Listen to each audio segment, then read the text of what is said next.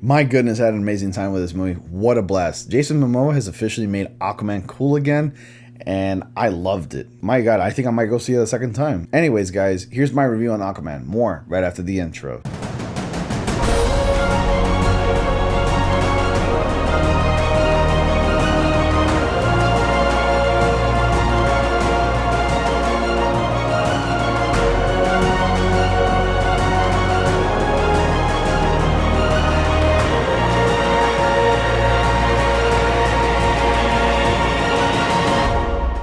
Hey guys, welcome to News for Science, where we discuss comics, movies, games, and more. My name is Ronnie, and thanks for watching. Aquaman, great movie. I loved almost every single minute of it. Now, first I'm going to get into the good, and then we'll talk about the bad stuff later. But first, let's talk about the good, the things that everybody wants to hear. So Aquaman stars Jason Momoa, Nicole Kidman, Willem Dafoe, and Dolph Lundgren. You know, that one guy that played the Punisher back in the day? Huge popular action star in the 80s and early 90s. So Aquaman, is it a great movie? Well, yeah, if you didn't catch the clip before the intro, I said it was amazing and it's the thrill ride. I had a blast with this movie, and I think it's fair to say everybody else did. Not exactly agreeing with the Rotten Tomato score that's online right now. I'd actually bump that up a little bit more, but whatever, critics will be critics. So Aquaman is a fantastic movie. It's a story about a boy who is born onto this world, who comes from both worlds, meaning the depths of the sea, from Atlantis, and from the land, Earth. Half-breed, to be exact. And he's basically conflicted with this idea of whether to go back into Atlantis and whether he's worthy of the throne, and also to be the key of peace between both worlds. Now, this movie is filled with fantastic performances. The visuals are stunning. Probably one of my favorite aspects of this movie. Now, if you're going to have a decent superhero movie, you got to have great visuals. And this movie does that really well here. So clearly the visual aspects of this movie reminded me a lot of Aquaman DC Rebirth. And that run is really popular from Jeff Johns and other various DC writers. And Jeff Johns did serve as a consultant in this movie, and it was incredible. And a lot of inspiration was drawn from those comic books. Now, when you think about a character about Aquaman, he's not exactly your go-to superhero when it comes to like superheroing. You know, people think about the Justice League, Superman, Batman, and Batman's a human, and Aquaman is practically Poseidon, a mock-up of Poseidon, if to be exact. And Aquaman's been considered one of those characters that you would mock and make fun of and poke fun at, or left to pick up the slack of other DC superheroes. So if you want a movie that gives you a thrill ride and when you want to have a good time, and you're a comic book lover as well, you really are going to enjoy this movie.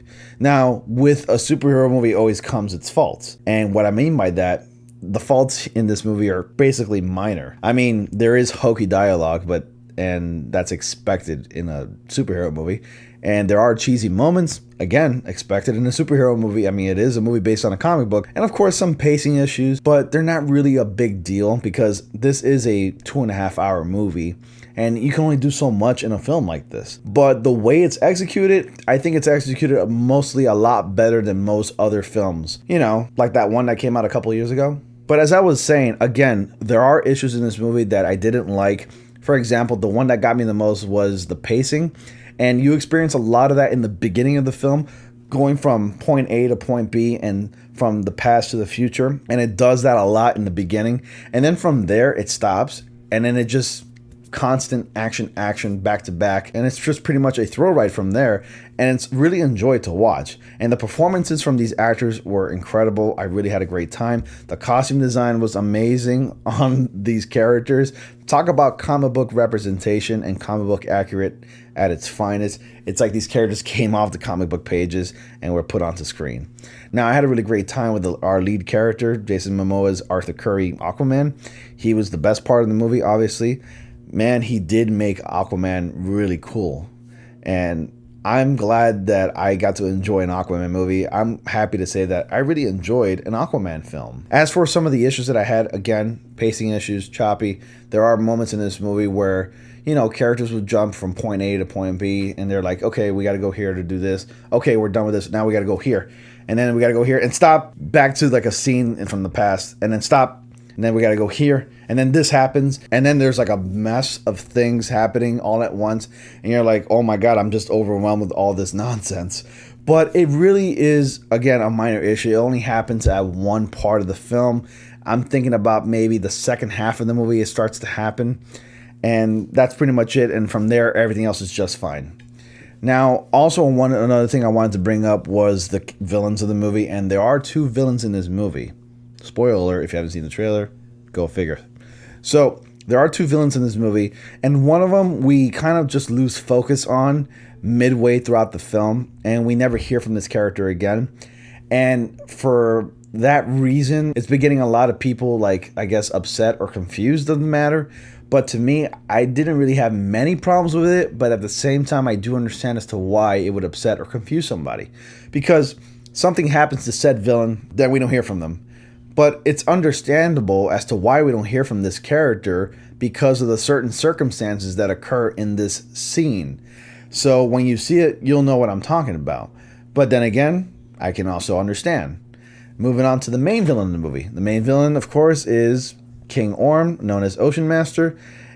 His reasoning behind his actions are off of a certain emotion and feeling that he's having, and I'm not going to try to get into any specifics, but when you see the movie, let's just say that this is pretty much Thor underwater, except Aquaman is not a pure blood, he's a half-breed.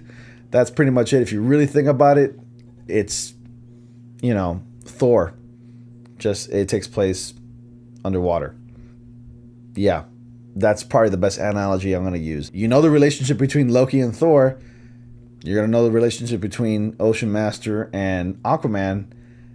And then you're going to be like, oh, yeah, I see as to why you can compare it to that. But aside from that, I had a great time with this movie. The villain was a pretty decent villain. Could have been better, but decent at best. But I'm really glad that they honored the character's look of the comics, just like they did with Aquaman. And I had a great time with the film. It's really enjoyable for everybody, for family, kids. Everybody will enjoy this movie. If you go see this movie, I'm telling you right now, you're going to enjoy every second of it. It's a thrill ride, action back to back, left and right. It's nonstop. They went hard, and I think this is DC's watershed. Great, now I'm making water puns. Anyways, guys, I think this movie is fantastic. If you enjoyed it, please let me know your thoughts. I'm going to give Aquaman a B+. So that was my review for Aquaman, guys. Let me know your thoughts down below. Did you see this movie already? If you did, let me know what you think and what else you might be looking forward to in the DC universe. Please comment down below. Don't forget to like, comment, subscribe, and click on bell notifications so you all don't miss anything. And as always, I will see you all in the next comic panel.